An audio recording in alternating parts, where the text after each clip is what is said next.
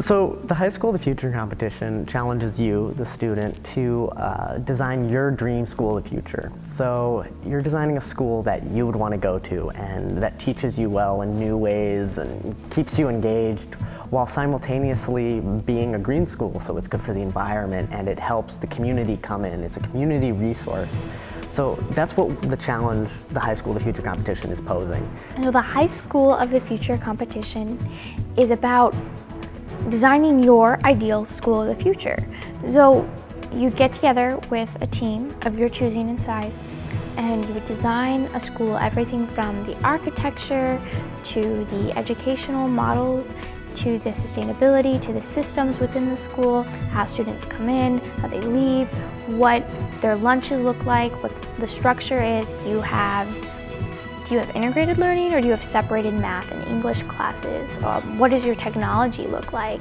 And all of these questions and much, much more are answered, and you look at it holistically and decide what your school would look like. When you walk in that front door, what does this school look like and how does your day go?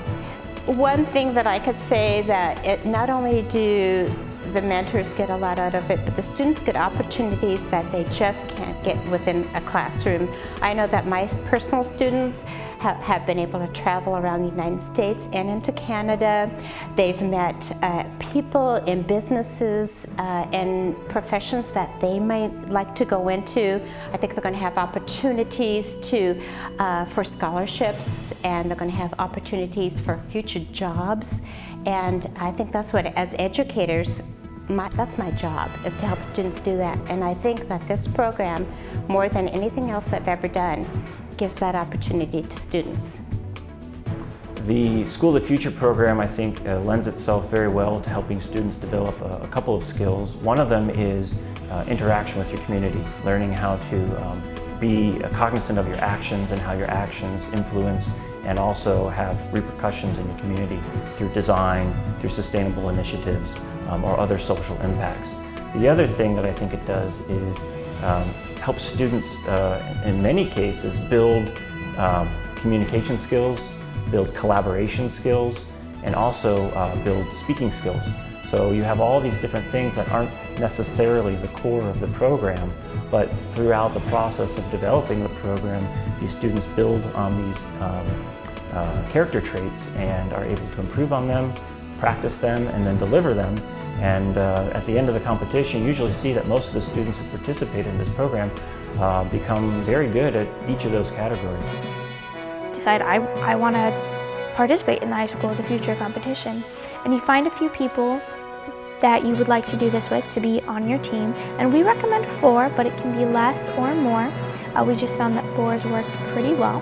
And then you find a central adult contact, and that's the only thing you have to have in common. You don't have to be from the same school, the same state, the same continent, the same country. You can collaborate across distances because we live in a world where we really are a global community.